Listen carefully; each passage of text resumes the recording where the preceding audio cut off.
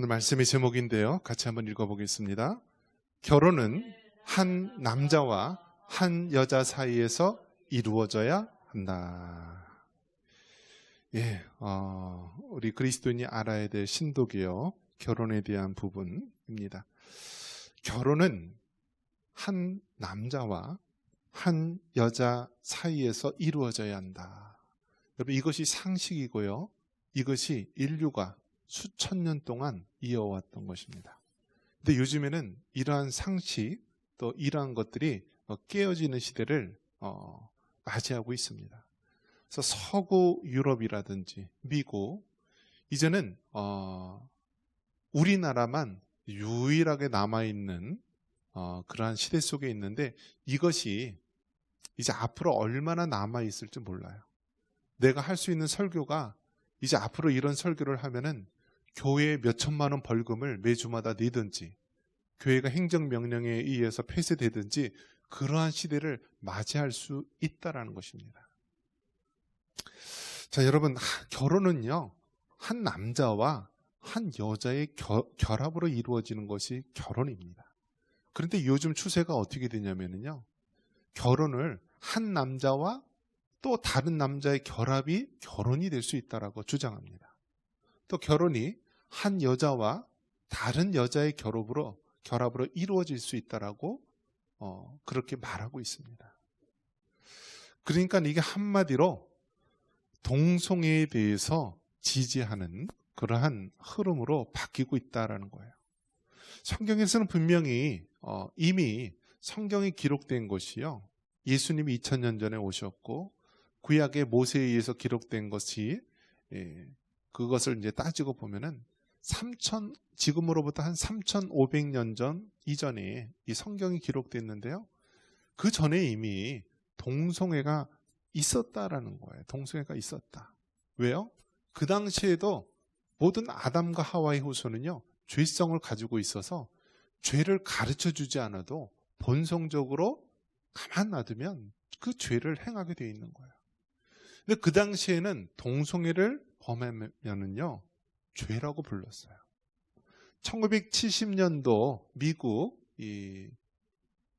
의료, 정신보건 그런 사전에 보면은요, 동성애는 정신질환의 한 유형이다라고, 그렇게 1970년도까지만 해도 미국 의학회에서는 그렇게 인정을 했습니다.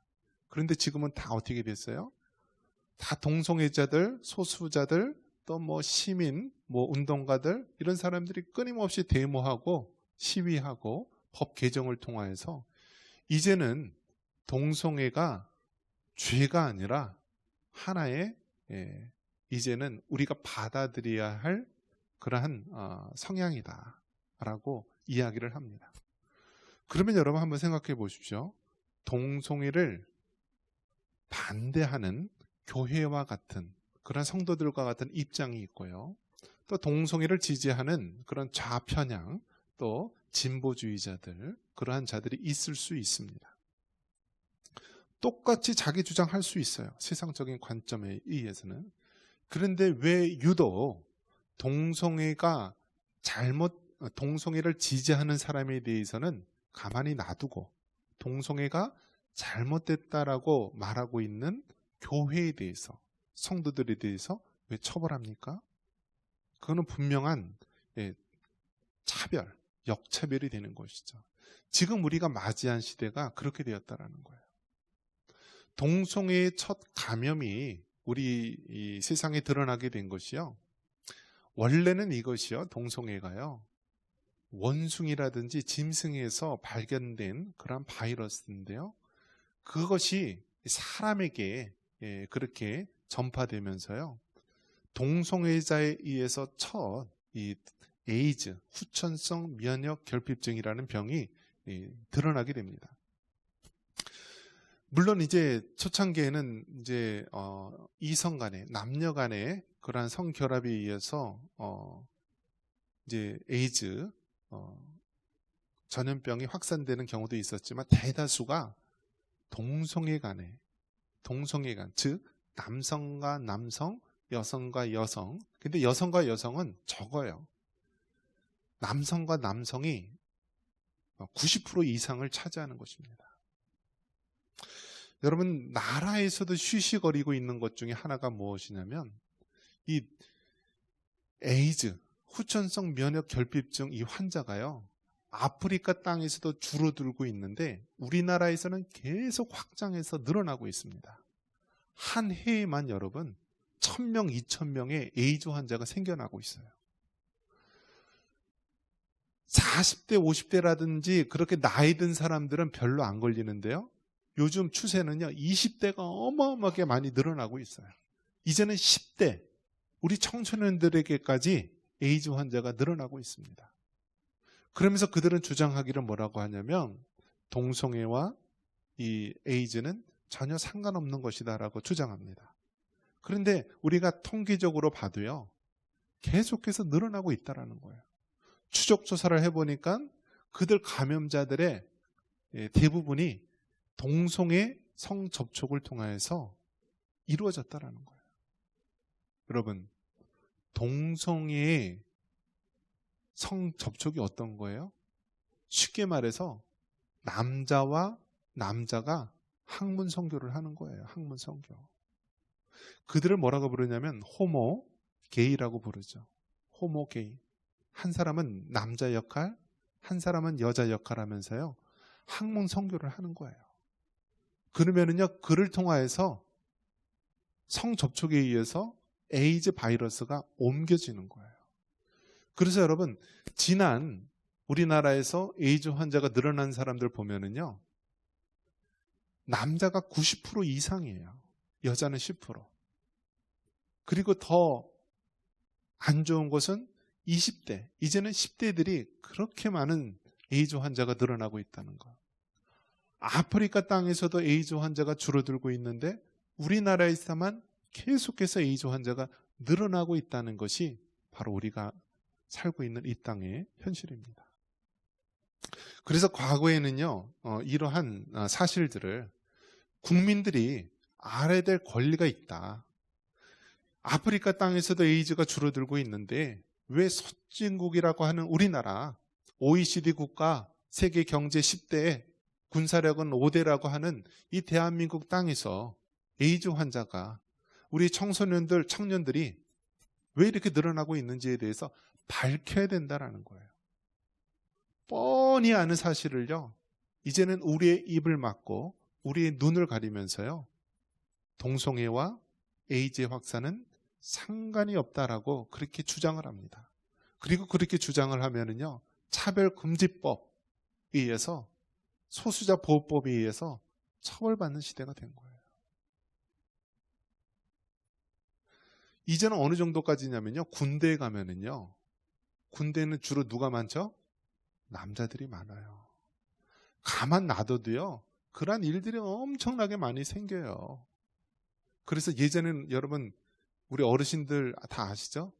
군대에서 건빵, 별사탕에 뭐 들어있는지 아세요? 우리 장로님은 잘 아실 것 같은데, 너무 오랜 세월 지나서 정력 감퇴지 들어가 있었어요, 예전에.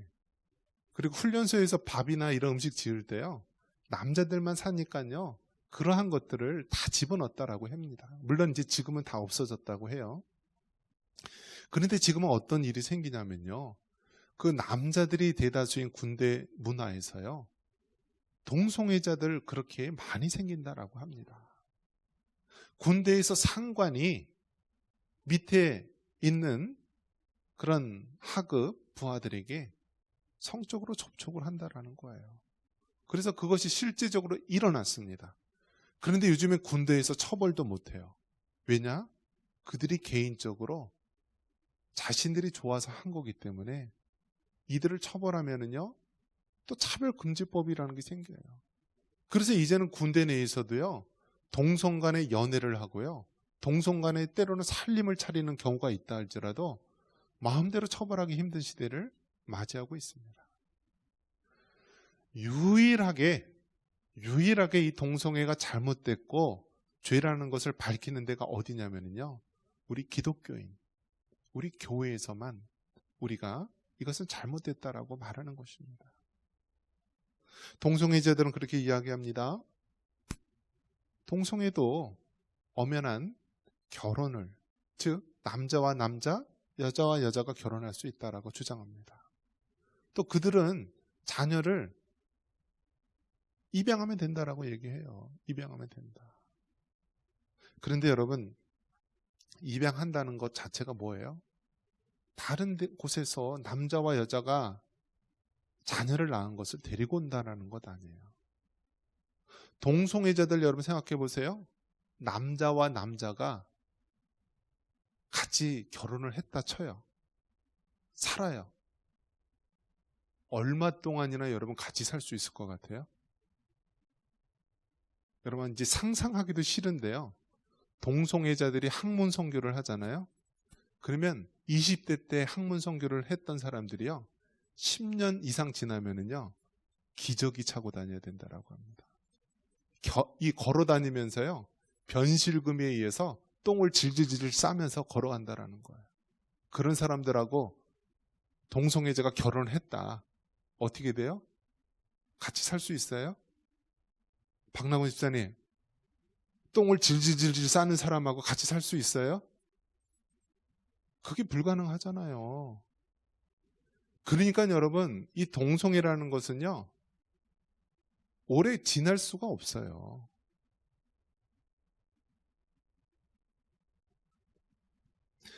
지금 이것이 여러분, 동성애가 에이즈랑 이렇게 긴밀한 관계가 있고, 아프리카 땅에서도 에이즈 환자가 줄어드는 이 시대에 우리나라에서 유독 20대라든지 10대 젊은이들이 해마다 1000명 이상씩 에이즈 환자가 증가하고 있다는 거예요.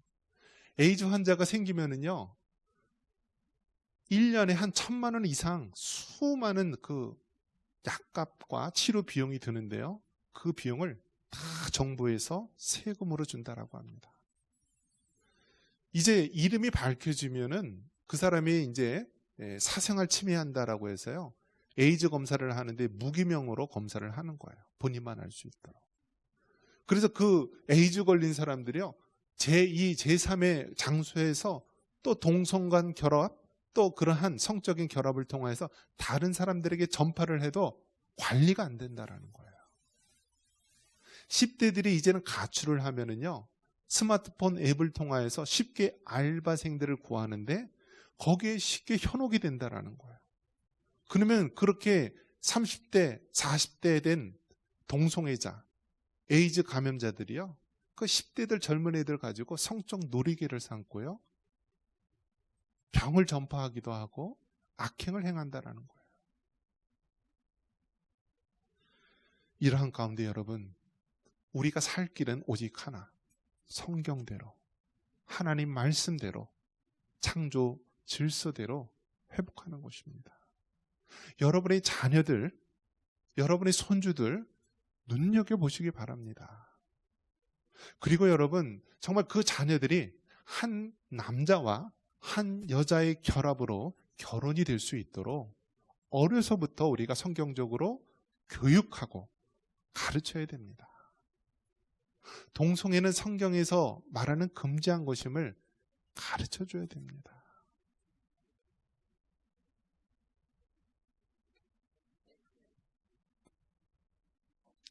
여러분, 동성애 단계가 넘어가면 어떤 단계가 오는지 아세요? 수간이 온다라고 합니다. 수간. 이 수간이 뭐예요? 사람과 짐승, 다른 짐승과의 교배를 한다라는 거예요. 이 서구 유럽에서는요, 한 10여 년 전에 이러한 수간 관광이 유행이다라고 합니다.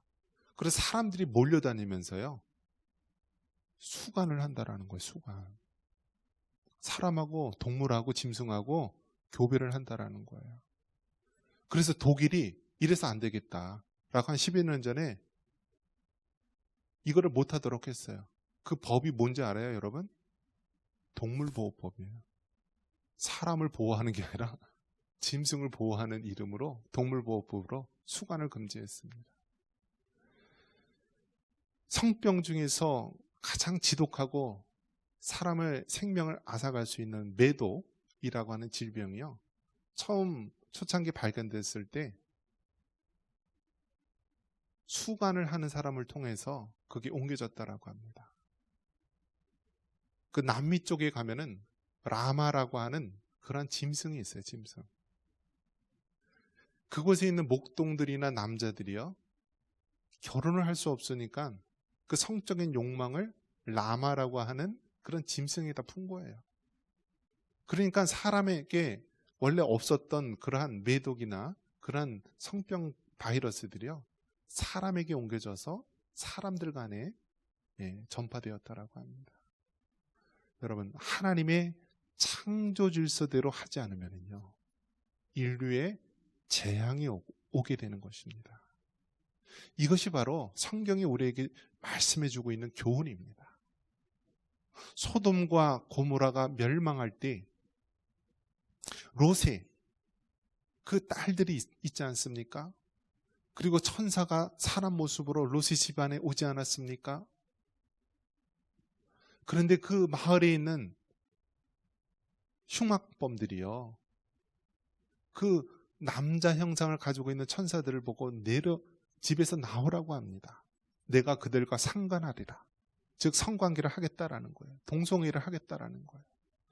그러면서 결국 그 소돔과 고모라가요, 롯과 그의 두 딸 또 아내 위에는 다 불과 유황으로 멸망하지 않았습니까?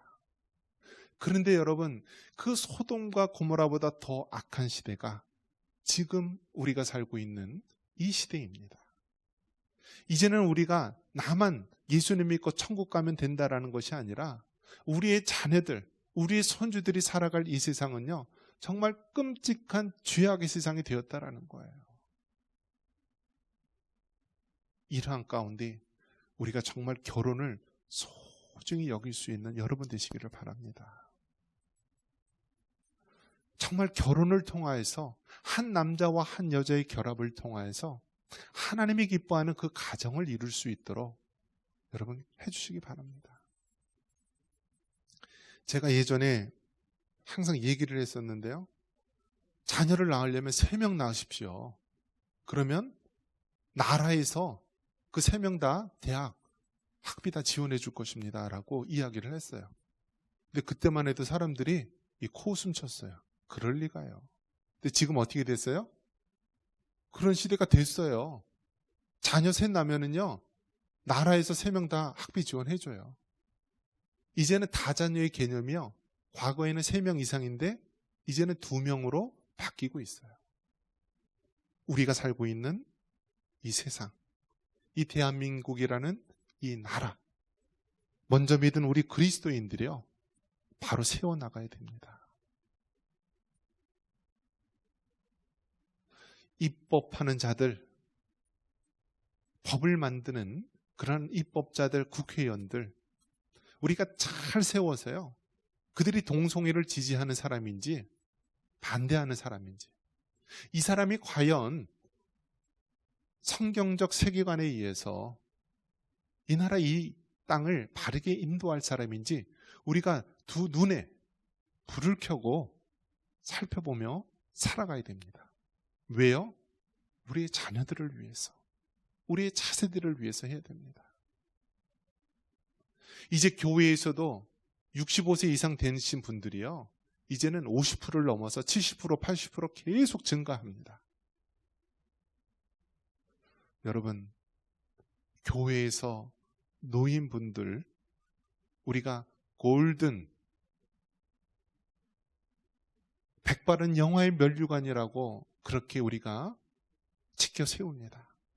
그런데 우리 한편 기억해야 될 것은 우리의 자녀들을 위해서, 우리의 손주들을 위해서, 우리의 차세대들을 위해서 기도해야 됩니다. 여러분 자녀 어디 있어요? 여러분 손주 어디 있어요? 여러분의 가족들 어디 있어요? 여러분의 가족들만 교회에 와도요, 차고 넘칩니다. 젊은 세대들 넘칩니다. 잘 먹고 잘 살고 어떻게 여행하고 어떻게 내 몸에 쾌락을 줄지, 내 노년을 평안하게 할지 그런 생각하지 마시고요, 어떻게 하면 내 자녀들 교회로 이끌고 어떻게 하면 내 손주들 믿음 생활하게 하고 어떻게 하면 우리의 다음 세대들이 교회에서 참 신앙 가운데 살아가야 할지 여러분 기도하시고 헌신하시기 바랍니다. 여러분이 지금까지 그렇게 살아오지 못했다면, 우리 교회가 그렇게 믿음의 본을 보이지 못했다면 회개하십시오. 그리고 이제부터라도 우리가 참된 신앙생활을 통하여서 우리의 자녀들과 우리 차세대들이 교회를 떠나지 않고 하나님 앞에 나올 수 있도록 헌신하시기 바랍니다. 이것이 우리가 주님 앞에 가기 전에 우리에게 주어진 사명입니다. 제 나이가 몇 살이죠, 여러분? 아세요? 55이제 55. 윤석열 나이로 55세인데요. 제 나이대가 제2 베이비붐 세대라고 합니다. 그러니까 제1 베이비붐 세대는 전쟁 이후 1953년부터 63년생까지를 말하고요. 제2 베이비붐 세대는요, 제 나이 때, 이제 제가 1969년생인데, 이제 70년생 이후 그 세대를 베이비붐 세대라고 합니다. 그래서 저희 때만 해도요, 한 해에 태어나는 사람이 100만 명이었다라고 해요. 100만 명. 그러니까 1969년생이요, 100만 명이에요. 100만 명. 그래서 저 때는요, 뭐 학교에 들어가는 것, 뭐 대학에 들어가는 것, 취업하는 것 아주 어마어마하게 많은 경쟁을 통해서 대학에 들어갔어요. 제가 대학에 들어갔을 때 경쟁률이요 7.8대 1이었어요. 뭐 그 이후에 여러분 뭐 신학대학원 들어갈 때요, 뭐 여러 번 떨어졌어요. 강도사고시도 떨어지고요. 어마어마하게 많이 떨어지면서 경쟁하면서 살아온 세대가 바로 제 세대예요. 제2차 베이비붐 세대. 그런데 여러분 지금 어떤 현상이 나오냐면 베이비붐 세대가 은퇴하고 제2차 베이비붐 세대들도 이제 사라지게 되면은요, 교회가 이끌어갈 사람이 아무도 없다라는 거예요. 아무도 없다. 여러분 자녀 목사님이세요?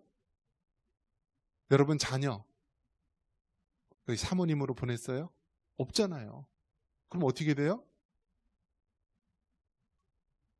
우리나라에 5만여 교회가 있어요. 그런데 코로나 때요, 1만여 교회가 문을 닫았다라고 합니다. 앞으로 어떻게 돼요? 장담을 못해요, 여러분. 장담을 못해요. 그런 위기 가운데 여러분 우리가 살아야 됩니다. 우리가 예배드리고 우리가 신앙생활을 하는 이곳이요, 우리의 자녀들과 차세대에 우리가 어떻게 될지 알지 못하는 그런 시대 속에 살아가고 있습니다. 우리 신앙에 위기의식을 가지고요, 정말 우리가 지금 이대로처럼 살아면 안 되겠다. 우리의 자녀들, 우리 손주들 어떻게 해서든지 하나님께로 인도하고 믿음 가운데 세워야 되겠다. 노년에 어떻게 하면은 나 편하게 잘 사는 그 궁리하지 말고 이제는 어떻게 우리의 자녀들과 차세대들, 믿음의 다음 세대를 살릴까? 하나님께로 인도할까? 그들에게 어떻게 하나님의 말씀과 꿈을 심어줄 수 있을까? 그렇게 여러분 헌신할 수 있기를 바랍니다. 이것이 바로 우리가 살아갈 이유, 하나님이 우리에게 은혜를 허락하신 것이라 믿습니다. 이러한 은혜가 있기를 주님의 이름으로 축원합니다.